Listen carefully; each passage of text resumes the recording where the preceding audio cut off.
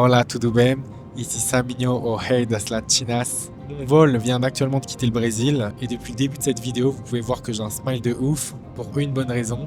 C'est la première fois que je voyage en business class, les gens. Malheureusement, je peux pas parler trop fort parce que ça commence à être l'heure de la sieste et du dodo pour les personnes autour. Ils ont pas payé 3500 balles le billet d'avion pour entendre le voisin d'à côté parler pendant 2 heures de comment vendre des fesses de Latinas sur internet. Le premier vol en business class, je pense que c'est quand même un moment symbolique dans la vie d'un entrepreneur. J'avais envie de prendre ce moment pour vous partager un petit peu mon histoire, que vous appreniez à me connaître, de savoir qui je suis, d'où je viens, ce que j'ai fait. Donc je vais prendre le temps de vous raconter ma life et de vous expliquer un peu mon parcours. Vamos. Pour toutes les personnes qui ont pour objectif un jour de péter la business class ou même mieux la première, je vous propose de booker un appel stratégique avec moi. Le lien est dans la description de cette vidéo. Car je vous propose un accompagnement 360 avec modèle, assistant virtuel, chatter, technique pour les impôts, contrat, le tout pour vous aider à chiffrer le plus rapidement possible et à sortir de la rat race comme moi j'en suis sorti. Bon, il commence à faire un peu sombre, on va allumer la lumière. Du coup, pour faire les présentations, on va reprendre à la base des bases. Moi, je suis né en France, à Corbeil-Essonnes dans le 91, donc en banlieue parisienne. Pour ceux qui connaissent cette ville, c'est vraiment de la merde. Je vais pas commencer à vous dire que je reviens de loin, que j'ai grandi dans un HLM, non, pas du tout. J'ai grandi en maison, mais c'est quand même une ville de merde. Et en fait, cette ville, elle cumule un double problème. Le premier problème, c'est que c'est la cité, clairement. Il y a beaucoup de HLM, de bâtiments. Alors, je critique pas les gens qui viennent de là-bas, hein, on choisit pas de là où on est, mais voilà, vous n'êtes pas dans le 16e arrondissement, quoi. Et le deuxième problème, c'est que c'est super loin de Paris. C'est environ à 1 heure, 1 h 20 de RER, 40-45 minutes en voiture. Mais ça n'empêche que j'ai pas eu une mauvaise enfance. Moi, j'ai pas grandi dans un HLM, j'ai grandi dans une maison. Mes parents, niveau argent, c'est la classe moyenne, mais niveau intellectuel, c'est la classe intello. Ils ont toujours aimé m'amener au musée. Ils ont souvent investi leur argent pour me payer des cours particuliers plutôt que de me payer une Game Boy.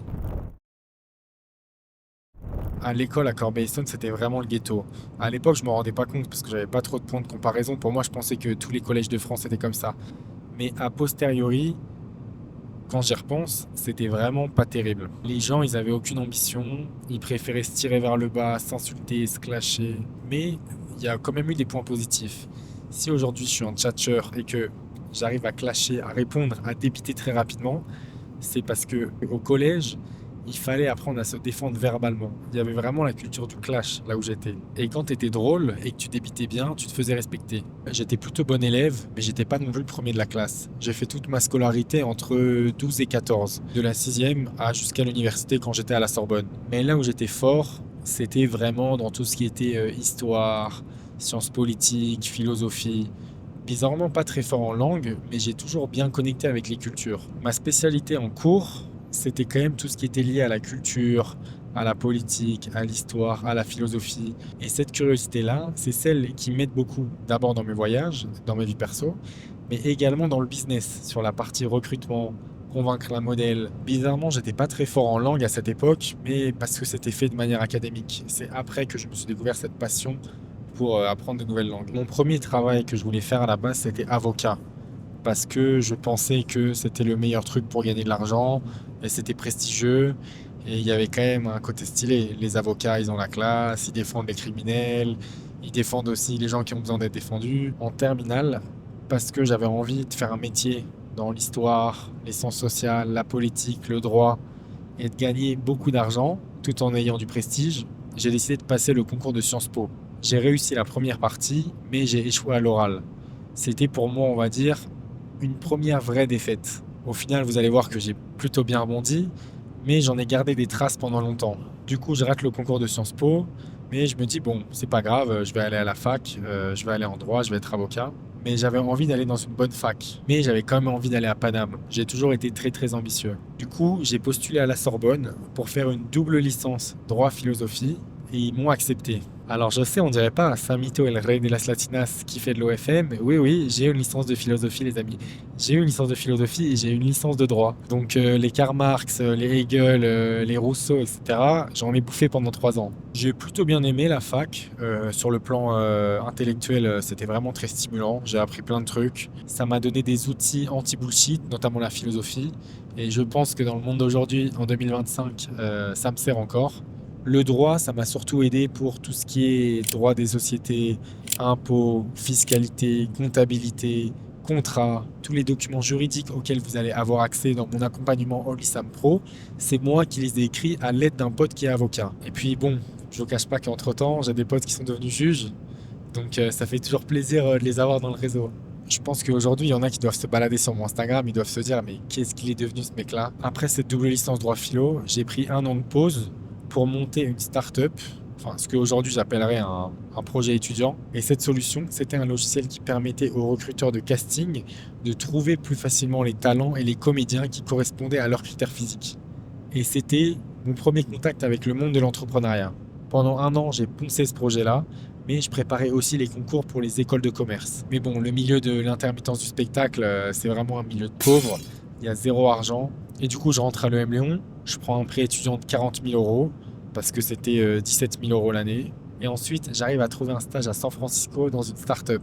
Moi, la Silicon Valley, c'était la Mecque ou Jérusalem. Mais il se trouvait qu'à l'époque, je détestais mon job. D'ailleurs, j'ai même travaillé chez Stripe, le prestataire de paiement, en tant que commercial sur le marché français. Et ça m'a permis de voir que le monde de l'entreprise, c'était vraiment très difficile, qu'il fallait sucer énormément de faire de la politique et que c'était pas les meilleurs qui montaient dans l'entreprise, mais c'était ceux qui léchaient le plus de les gens qui travaillent encore chez Stripe qui regardent cette vidéo. Bonne chance à vous les gens, c'est pas vous qui volez en business. Mon expérience chez Stripe, c'était vraiment une expérience intéressante, tant sur le point de vue des compétences, parce que j'étais commercial et je travaillais avec pas mal d'entrepreneurs, énormément de décisionnaires dans les grandes entreprises, pour leur vendre Stripe, pour leurs projets. D'ailleurs, pour l'anecdote, j'ai déjà eu Yomi Denzel 2 fois en call pour préparer son Stripe avant le lancement de son projet Mindeo. Et je peux vous dire qu'à l'époque, déjà, les chiffres de Yomi, ils étaient entre 5 à 10 fois supérieurs à ceux des autres infopreneurs de l'époque. Je peux pas vous dire combien d'argent il a processé sur son compte Stripe parce que c'est confidentiel, mais je peux vous dire que c'est monstrueux. C'est sûr que c'est le numéro 1 de l'infoproduit en France. D'ailleurs, chez Stripe, anecdote intéressante, j'ai aussi remarqué qu'il y avait un très grand nombre de personnes qui étaient intéressées par l'entrepreneuriat, mais ils préféraient rester dans leur zone de confort et parler à des entrepreneurs que vraiment se lancer et faire leur propre argent par eux-mêmes. Il y a plein de gens, et notamment ceux qui sont déjà salariés dans des grosses boîtes ou avec des postes prestigieux, qui s'intéressent à l'entrepreneuriat, mais pour eux, c'est comme s'ils jouaient à la dinette en fait. Ils sont contents de fréquenter des entrepreneurs, mais ils passent jamais à l'action. Et au final, chez Stripe, mon manager, il se faisait quoi? 10K maximum. 10K, mais combien de gens il avait dû virer cette enflure? Si le mec avait mis cette énergie-là dans l'entrepreneuriat, il ferait pas 10K par mois. Il ferait 100K par mois, minimum. Et c'est là où je me suis rendu compte que il y a plein de gens qui veulent le statu quo, qui préfèrent gagner 3000 balles, 4000 balles, et peut-être même moins pour certains, qui te parlent toute la journée de «Ah, moi j'ai trop envie de lancer une boîte, ah, c'est trop cool de fréquenter des entrepreneurs, c'est trop cool de parler à des startups», mais au final, qui ne portent jamais leur coup. Moi, le fait d'avoir travaillé chez Stripe, qui est, on va dire une boîte plutôt prestigieuse dans la tech, ça m'a montré que même en étant manager chez Google, je roulerai pas en Lamborghini avant 50 piges. Avant de gagner ces montants-là, même en travaillant dans le conseil en stratégie ou en finance, faut avoir fait des études prestigieuses, faut avoir charbonné des stages, faut avoir fait des sacrifices pour l'entreprise, fait des longs horaires. Les 8 à 10K par mois, tu te les fais au bout de, je sais pas moi, 7-10 piges quoi. Toi, ex-collègue de Stripe qui me regarde, tu fais pas d'argent. Si tu te fais virer, tu dois retrouver du travail. Moi, quand je dors, je fais de l'argent. Je me réveille, mon compte en banque il a augmenté. Et c'est ça la force d'être entrepreneur et pas juste un salarié prestigieux qui gagne de la plata. C'est que quand je me réveille le matin, je check mon téléphone, j'ai fait plus d'argent que la veille. Et si j'ai envie de prendre une semaine de repos, mon compte en banque il va quand même augmenter. Après, je suis pas là pour cracher sur le salariat. Moi-même j'ai été salarié, ça m'a permis de mettre de côté, ça m'a permis de voyager tout en kiffant.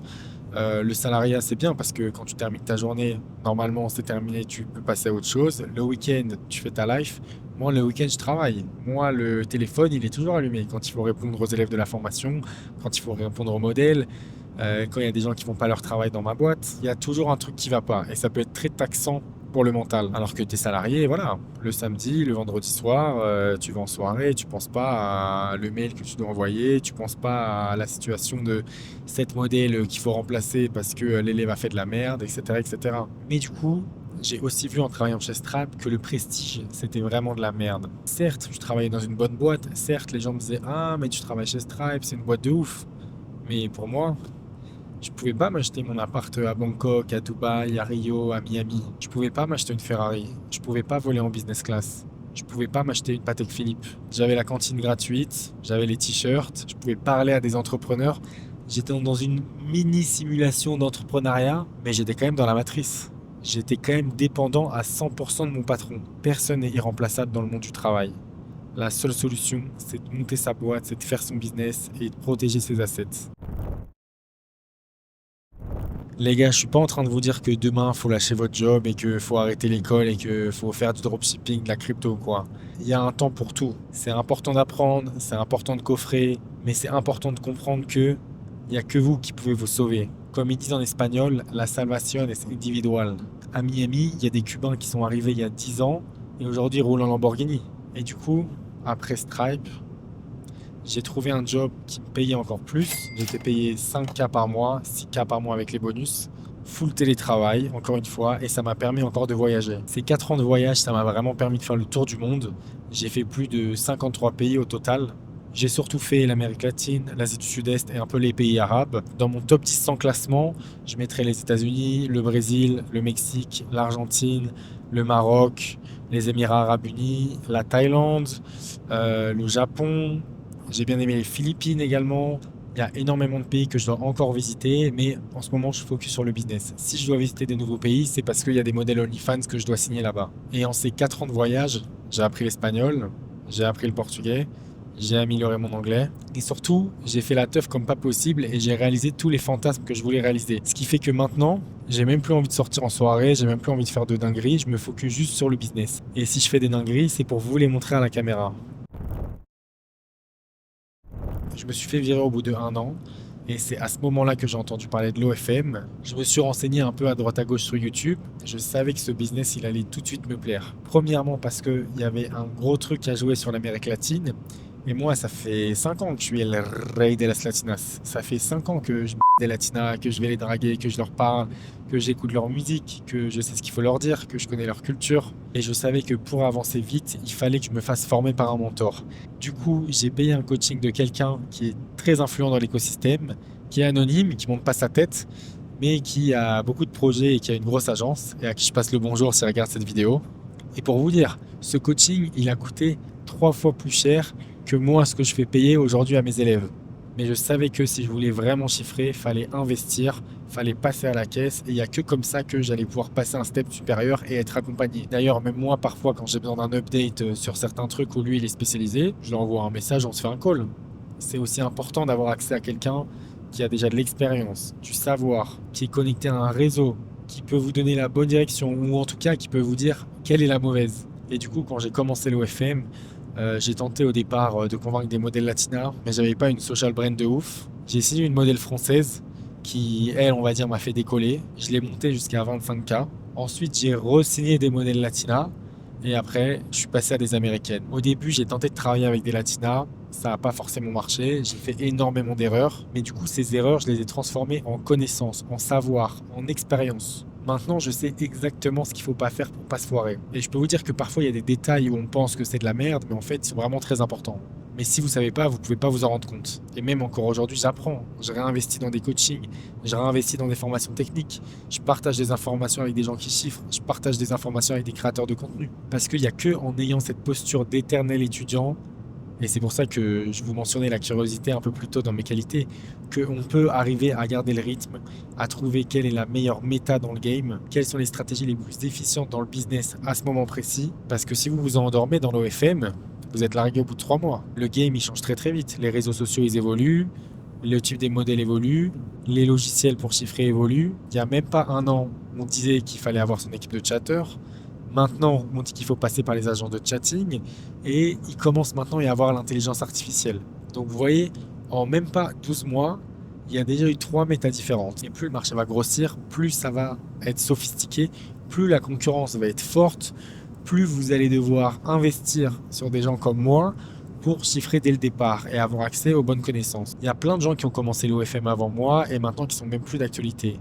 Parce que ces gens-là, ils ont juste eu de la chance. Ils sont arrivés au bon moment, au bon endroit. Ils ont chiffré, ils ont fait leur stratégie, mais parce qu'ils se sont endormis et parce qu'ils ont cru qu'ils étaient invincibles, parce qu'ils ont commencé à faire des 10 000, des 20 000 par mois, ils n'ont pas voulu s'actualiser parce qu'ils se pensaient tout puissants. Et aujourd'hui, les mecs qui se la pétaient à Bangkok ou à Dubaï, ils sont revenus chez les darons en France. Pendant que des mecs comme moi sont arrivés dans le game avec des compétences que le marché n'avait pas, moi notamment les langues, la tchatch, la création de contenu. Ça peut vous paraître fou, mais dans le game français, personne n'était allé en Argentine avant que je débarque là-bas. Et parce que j'y suis allé en premier avant tout le monde, j'ai pu connecter avec une cinquantaine de modèles, j'ai pu connecter avec des recruteuses qui m'apportent encore des modèles. Pour vous dire, j'ai plus d'offres de modèles que de demandes, alors que pourtant, j'ai beaucoup de demandes. Mais du coup, comme je vous disais, j'ai recruté une modèle française que j'ai montée jusqu'à 25K, qui ensuite m'a fait recruter d'autres modèles latinas. Et à ce moment-là, quand j'ai commencé à chiffrer pour de vrai, j'ai décidé d'aller à Miami pour passer au step supérieur et d'avoir des modèles américaines. Et au final, quand je suis arrivé à Miami, c'est là où j'ai décidé de commencer la création de contenu. La création de contenu, pour moi, c'est un vrai levier stratégique pour mon agence, parce que ça me permet de connecter avec énormément de nouveaux partenaires. Les formations, c'est qu'une petite partie de mon revenu à l'heure actuelle. Notamment parce que grâce à la création de contenu, j'ai pu récupérer énormément de modèles françaises qui m'ont contacté. Et le but final dans tout ça, dans la création de contenu, c'est moins de devenir un influenceur, mais de recruter aussi des influenceuses. Parce qu'une fois que dans l'OFM, on fait rentrer des influenceuses dans son agence, c'est plus pareil. Les influenceuses, notamment les meufs de la télé-réalité, c'est peu d'efforts pour énormément de retours financiers. C'est des meufs qui savent déjà parler à la caméra, qui ont déjà du contenu, qui ont déjà une communauté, qui ont une audience qualifiée de mecs en chien, qui sont prêts à tout pour l'avoir et prêts à payer n'importe quel tarot. Donc le but pour moi, comme je vous dis, c'est de devenir un influenceur pour recruter des influenceuses. Également, j'ai vraiment envie d'avoir une communauté de gens déter qui me soutiennent dans mes projets. Si demain je dois sortir des logiciels, si demain je dois me lancer sur une nouvelle plateforme, je sais que les gens de cette communauté, les gens que j'ai aidés, que ce soit avec mon coaching privé, que ce soit avec ma formation gratuite, que ce soit avec mes vidéos YouTube, je sais que ces gens-là vont me renvoyer l'appareil, vont me soutenir. Et parce que une partie des personnes de ma communauté sont actuellement en train de devenir riches, je vais également, moi, pouvoir investir dans leurs projets, dans leurs modèles, dans leur logiciel qu'ils vont lancer. Et je suis en train de créer un cercle vertueux où tout le monde va croquer, tout le monde va faire de la plata, tout le monde va se tirer vers le haut. Et au final, si je devais vous donner un conseil, d'abord, just do it, comme Nike. Désactivez votre cerveau, lancez-vous. L'OFM, c'est pas un secteur si facile que ça. Alors certes, le marché est en croissance, ça réussit à beaucoup de monde, mais il faut quand même travailler. Il faut être consistant, il faut s'informer, il faut investir en soi. Mais si moi j'ai réussi à le faire, vous pouvez réussir à le faire. Si je devais vous donner deux conseils, c'est d'abord, premièrement, de trouver quelles sont vos forces, où vous pouvez être le meilleur dans l'OFM, qu'est-ce qui va vous différencier des autres. Moi, clairement, c'était le recrutement des modèles latinas. Parce qu'en France, je peux dire, c'est moi le numéro 1 à l'heure actuelle dans les modèles. Je parle espagnol, portugais, j'ai des recruteuses aux États-Unis, au Brésil, en Argentine, et même aujourd'hui, des mecs qui ont plus d'abonnés sur YouTube que moi et qui chiffrent plus dans leur agence me contactent pour que je leur file des modèles. Parce que je savais que le recrutement, c'était ma spécialité, j'y suis allé à fond dessus. Après, je suis aussi très bon en trafic et très bon en chatting, sinon je ne voudrais pas en business class. Mais en trafic, j'investis régulièrement, généralement une fois tous les 2 mois, dans un coaching, dans une formation, dans quelqu'un qui va m'accompagner pour update mes connaissances. Donc, si vous êtes un crack de la psychologie humaine et que c'est en chatting que vous êtes le meilleur, spécialisez-vous sur le chatting. Si vous êtes un hacker de l'espace ou un marketeur de génie, spécialisez-vous sur le trafic. Trouvez votre niche, trouvez votre avantage et bombardez-le jusqu'à la fin. Et quand vous serez spécialiste sur ce segment-là de l'OFM, des gens vont venir vous contacter, vont venir vers vous et vous allez ensuite pouvoir échanger votre expertise contre leur expertise à eux. Et tout le monde va être gagnant.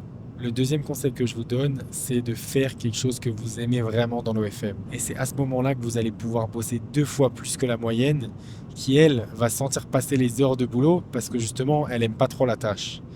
Si vous aimez une tâche ou une spécificité de l'OFM, bombardez-la hasta la muerte.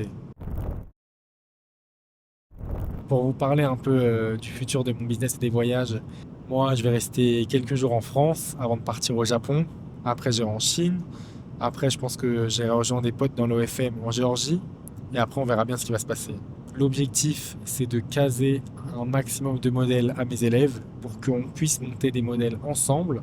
Et pour les modèles que je manage moi tout seul, celles que j'ai filées à des partenaires ou à des élèves, le but c'est de les passer en mode pilote automatique. En tout cas, voilà, l'OFM a changé ma vie. Si ça a changé ma vie, ça peut changer la vôtre. Et pour les gens déter qui veulent passer à l'action et qui veulent chiffrer avec un accompagnement clé en main, modèle, chatter, assistant virtuel, vous pouvez booker un call avec moi. Le lien est dans la description de cette vidéo et je vais pouvoir vous expliquer en quoi je peux vous aider et en quoi l'OFM peut changer votre vie. En tout cas, merci d'avoir regardé cette vidéo en entier.